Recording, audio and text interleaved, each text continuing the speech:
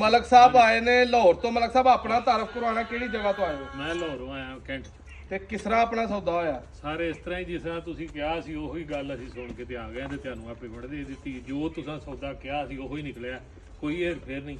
ਇਹਨਾਂ ਬੜਾ ਤਾਵਨ ਕੀਤਾ, ਚਾਹ ਪਿਆਈ, ਸਮੋਸੇ ਖਵਾਏ ਨੇ, ਇੱਜ਼ਤ ਕੀਤੀ ਤੇ ਪੈਸਾ ਇੱਕ ਨਹੀਂ ਛੱਡਿਆ। ਉਹ ਤੇ ਹੀ ਛੱਡਦੇ ਹੀ ਨਹੀਂ। ਉਹਨਾਂ ਆਖਿਆ 1 ਰੁਪਈਆ ਨਹੀਂ ਛੱਡਣਾ।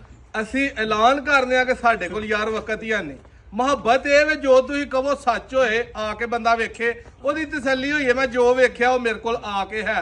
ਤੇ ਜੇ ਪੈਸੇ ਛੱਡਣ ਲੱਗੀਏ ਤੇ ਜਿੰਨੇ ਕੁ ਭਰਾ ਮੁਹੱਬਤ ਨਾਲ ਫੋਨ ਕਰਦੇ ਨੇ ਨਾ, ਸਾਰਾ ਦਿਨ ਮੁਹੱਬਤ ਹੀ ਨਾ ਸਾਡੀ ਤੋੜ ਚੜੇ, ਸੌਦਾ ਵਟਾਉਣਾ ਤੇ ਬਾਅਦ ਦੀ ਗੱਲ ਹੈ। ਅੱਲਾਹ ਪਾਕ ਇਹਨਾਂ ਦੇ ਨਸੀਬਾਂ 'ਚ ਕਰੇ। 3 ਖਾਂਗੜਾ ਝੋਟੀਆਂ ਦੀ ਵੀਡੀਓ ਲਾਈ, 2 ਗਾਵਾਂ, ਬੱਚਾ ਹੀ ਤੇ ਇੱਕ ਵੱਛੀ ਹੀ ਦੇਤੇ ਨੇ। ਇਨਸ਼ਾਅੱਲਾ ਥੋੜੀ ਦੇਰ ਤੱਕ ਲੋਡਿੰਗ ਹੋਣ ਲੱਗੀ ਹੈ।